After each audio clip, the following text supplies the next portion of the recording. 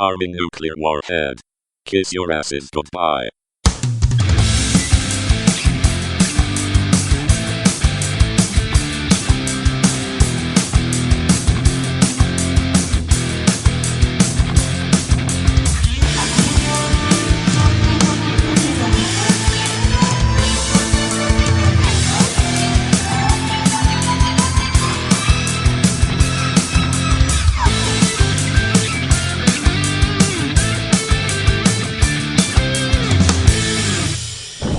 Robo powering up. Welcome to UFO Buster Radio. I am Robo, and I am here with the man with the plan, Manny Moonraker. This is episode 64. 6-4. What's up for today, Manny? This is Manny Moonraker, and I've been MIA, and for good reason.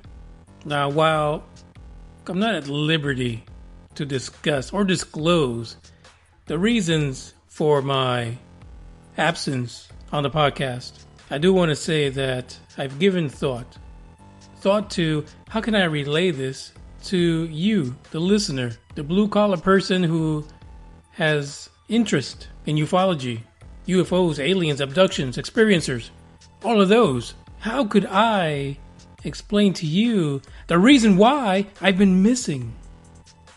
Why have I not recorded this podcast that I have given birth to and basically nurtured for an entire year? Why? Well, the answer is not simple, quite complicated. I can tell you that there were many times during the last week and a half to 2 weeks where I thought that maybe the name of the podcast should be Manny Moonraker Unhinged. Manny Moonraker on the edge, but maybe not yet. Maybe there is still an ounce of sanity within me to continue on with just UFO Buster Radio. Now, there are going to be times, I guarantee you, the rest of this year, where you're going to think he has become completely and totally unhinged. He's lost his freaking mind. That's right. I guarantee you, and I will predict that you will sometime this year say, I've lost my mind. But it's okay. It's okay that we lose our minds once in a while because that is human nature. That is what makes us who we are. But still, even with that said, I still had that one question. How do I get this? How do I get this to you? What happened?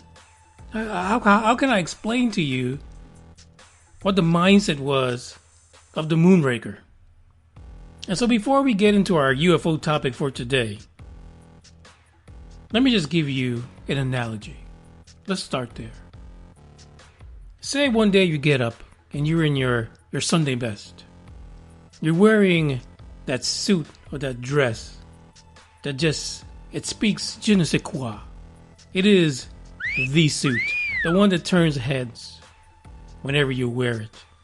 The triple looker. And let's say you're wearing that magnificent outfit and you're walking down the street, and unbeknownst to you, a 50-pound pigeon takes direct aim at your beloved outfit. And as that humongous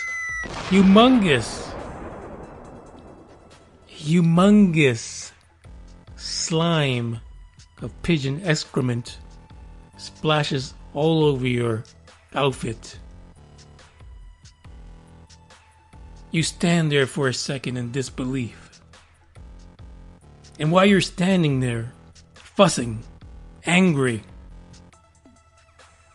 completely unaware that all the ruckus that you're causing has alerted a 150-pound Rottweiler. That Rottweiler, my friends, takes aim at you. He's chasing you down the street. And in one brief second, he catches up. And in one brief moment, your worst fear is realized as that Rottweiler sinks his teeth into your arse. And you're frantic frail, trying to release this beast from your arse. You neglect to realize that you're standing in the middle of the street. But the Rottweiler did. So he takes off. He releases your arse. So you're standing there like a deer in headlights as a car comes barreling towards you. Horn blazing. And you become another victim. Now luckily for you, you had maybe a concussion, a light injury, but you were essentially out cold. You have bird poop on your shoulder. You have bird poop all over your outfit. You're bleeding from your arse and you're unconscious. And when you make it to the hospital, you happen to end up at the room that the intern nurse is taking care of. And that nurse bungles the files. And she sends your arse bleeding, shoulder pooped, concussioned arse to have your limbs removed.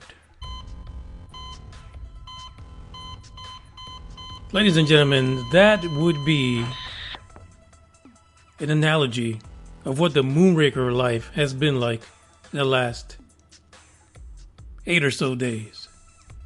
Which explains my absence. And in the next week or so, there'll be a little bit more absence. But I guarantee you that come March, we are going to hit the ground running. We're going to be doing regular shows. And we're going to have you, the listener, involved in every single episode in some way or another. So no, I didn't get a concussion. I didn't have someone bite my arse. And I still have all my limbs. But it feels like I've been put through the ringer.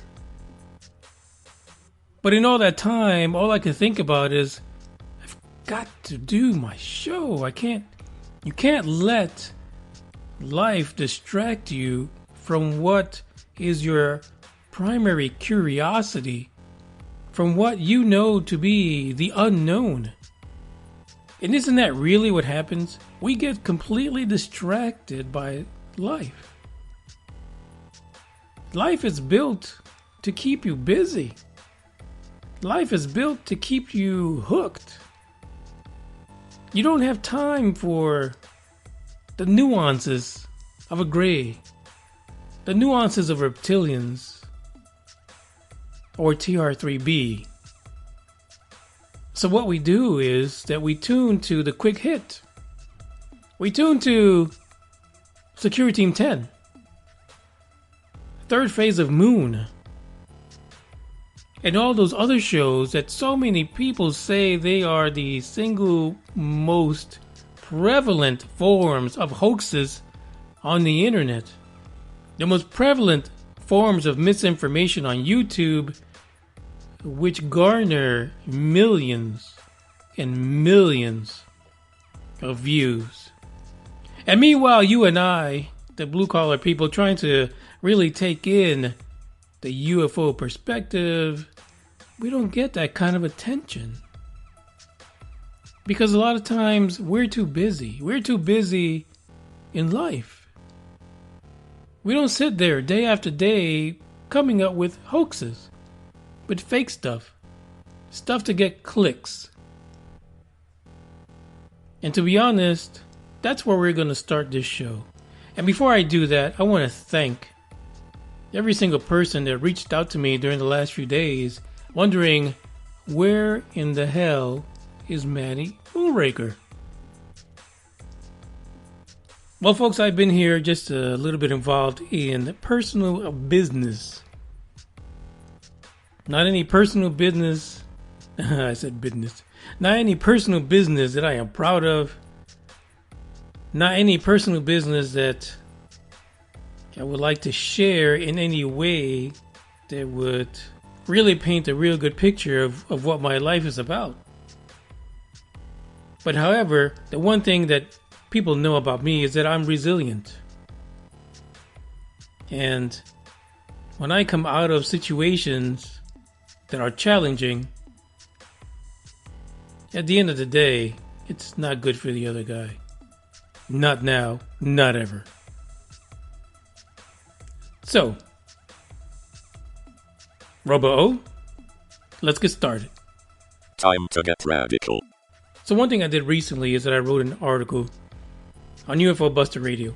So the article was, of course, about my favorite subject. Okay, no, it's not my favorite subject, I'm kidding. It was about Security Team's 10 recent video. It's about maybe 8 or 9 days ago. About an Iranian UFO. According to the Security Team 10 video, the Iranian military found itself shooting anti-aircraft guns towards an orb in the sky, and apparently it was like a 15 alarm situation where the country of Iran might have been under siege. Unfortunately for those over 1 million people that watched it, just like the individual that posted it, they neglected to take a look at the rest of YouTube, because there was a newscast, or should I say there is a news channel on YouTube that replays broadcasts from the Middle East. In that information, there was kind of like an expose regarding the Iranian military and their issues with drones. I welcome you guys to look at the article.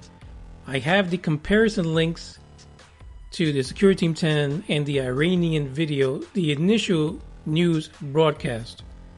And you will see in there that the same footage that was used by Security Team 10 appears in this news little expose / story. In the story, they make it clear that the Iranian military is in constant red alert, looking in the skies for Western drones. So much so that they even shoot down their own drones. So the article drew some conversation.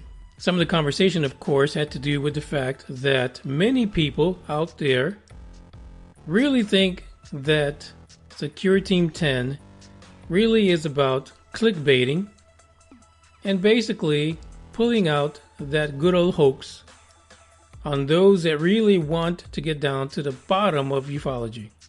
In many instances, I agree. But my angle on Security Team 10 is not necessarily that they're entirely about hoaxing. I think that they're very lax when it comes to really vetting the information they get. Maybe at one time, these individuals took the time to contact people, talk to them about their videos, and, really get out there and investigate what they're going to report to the world. But YouTube has become somewhat lucrative for people, and clicks and views are everything. And so unfortunately, the fantastic, the amazing, it's really what's driving traffic to Security Team 10. Now, I did at one time last year sent a message and an email as well to try to get an interview, to try to get them on UFO Buster Radio and let us know, why is it that people think that your channel is about promoting hoaxes? I received 0 answers. Not a reply, not a thank you, or no thank you ma'am. Absolutely nothing. So if you have access to Security Team 10, let them know. We'd like to chat with them. Like I said, I don't think they're entirely hoaxing. I just think they don't take time to really look at what they're receiving and what they're putting out there. And the fact is that if it looks great, your clicks are going to be fantastic. And I really think that that's what's driving Security Team 10 right now. Their intentions might have been pure at one point, but it's all downhill right now. So please, check out UFO Buster Radio or check out our Flipboard account, read the article, and respond to me. Now, the other thing I saw is that before that article, I did publish one regarding the UFO sighting by the Chilean military. And the article was about how one particular person was able to show that this UFO, this fascinating footage that was taken by the Chilean Navy, was really just an airplane. And while the evidence is quite compelling, some of the comments that I received was that this individual, this Metabunk website, turns off comments to not allow people to respond to their findings. Nay, I say, nay. The fact is that when I looked at this article, there were over 3,000 comments on what was written. On top of that, there was also rebuttals to the comments where the author was also showing different angles or different perspectives on what he wanted to prove was really a contrail that was picked up by the FLIR camera. What I want to say is this. As people who want to understand ufology, we also have to understand that when you put out information like this, people come out of the woodwork. And I can tell you from personal experience, on UFOBusterRadio.com, we have yet to actually activate comments. And the reason being is that to date, we've had over 46,000 spam attempts. 46,000.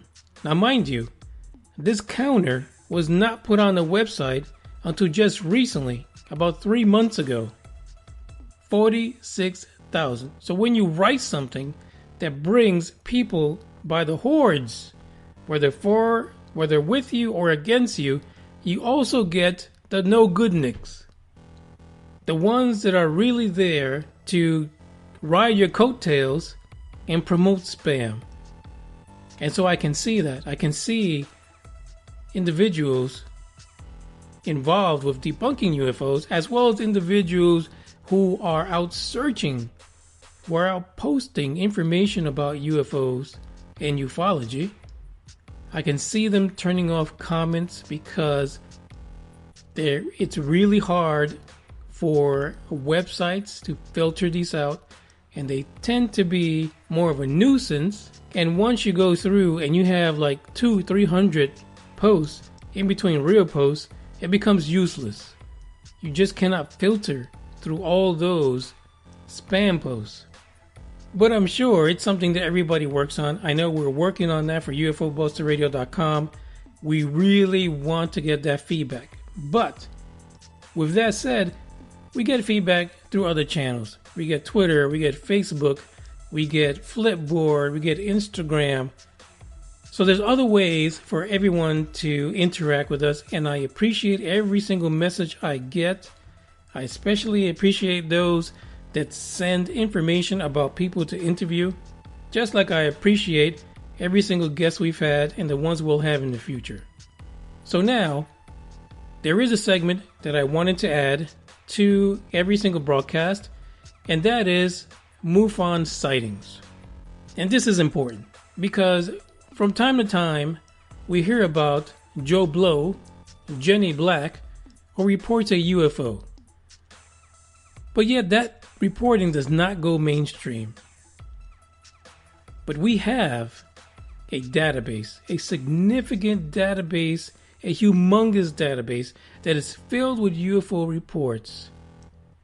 And some of them offer you multimedia. They'll offer videos, pictures, audio. And unfortunately, they all don't make it. They all don't make the cut like Security Team 10 does, like Scott C. Waring does. But yet the information they have, it's important because it gives you a date and it gives you a time and it gives you evidence. So I think going forward, as part of UFO Buster Radio, we're going to, of course, cover those magnificent stories, those unbelievable stories, but we're also going to talk about the unknown, the little guy, the person that we started the show for, the blue-collar person, and his or her report that goes unnoticed other than being an entry on a MUFON website or a site just like MUFON. So, let's get our first report in for the year. Grab onto your probes. It is MUFON report time. So, ladies and gentlemen, this is where we get the goodies from MUFON.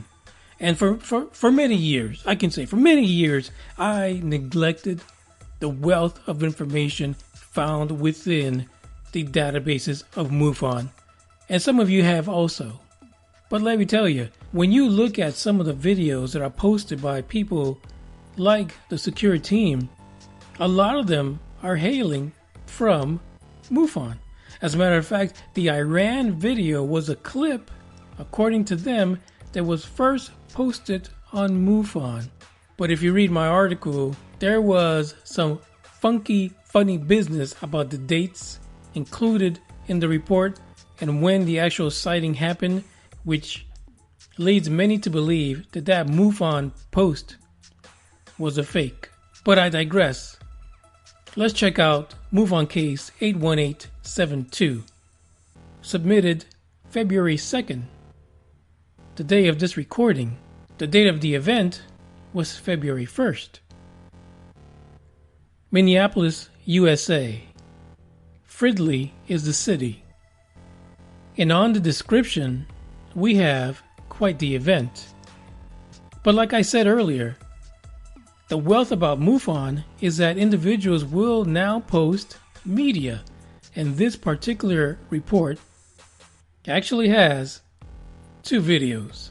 So according to the individual that reported this, on February 1st, about 6:30 in the evening, in a suburb that was about 15 minutes north of Minneapolis, Minnesota, he began by saying that there was some kind of mind-bending synchronicity. And this happens because while he made note of the moon, Venus, Mars, and their locations, he made note of a particular object, a white orb, that was there in the vicinity of those things in the sky. And at first he said it was stationary, but then it began to move. And we know that this individual is not a layman. He's not just someone that fell upon a UFO.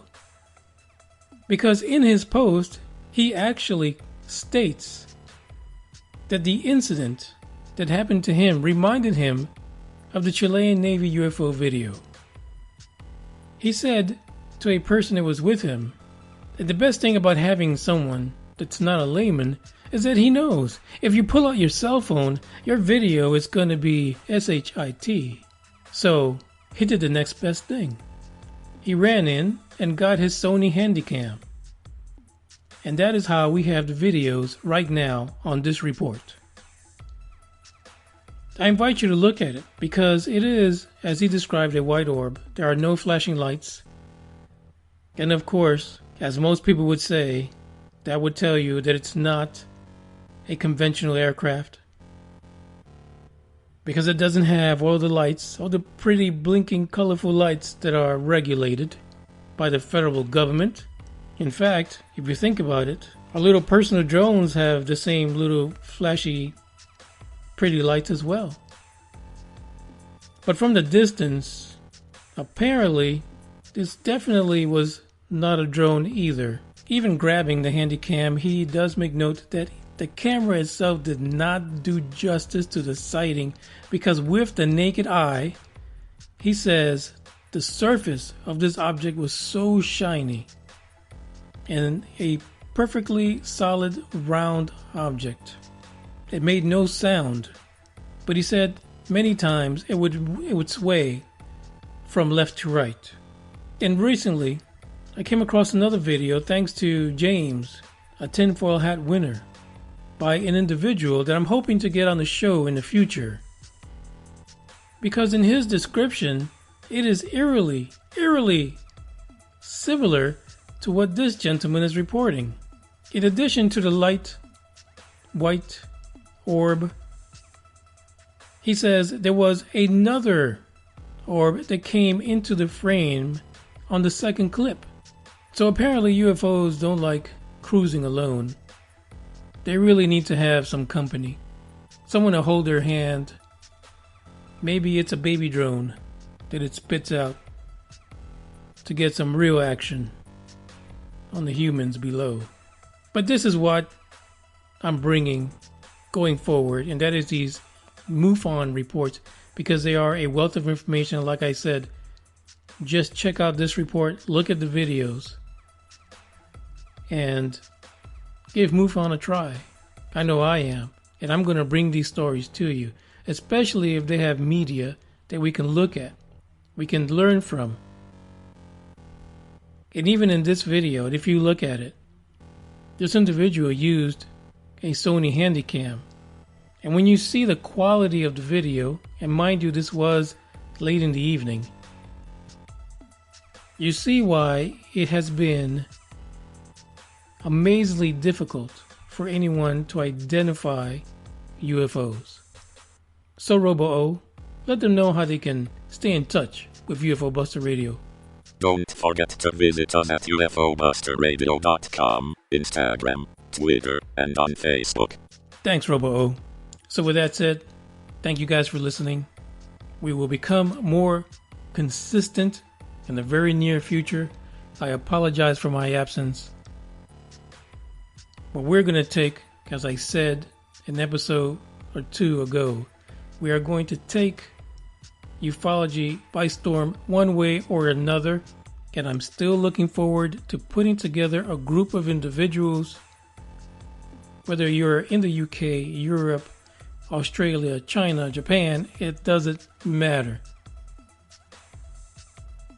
We need to get together, we need to cross long distances. We need to reach out to the people that know and reach out to the people that want to know. Because that is the only way that we're going to solve the mysteries of ufology. So with that said, ciao. Hasta la vista, baby.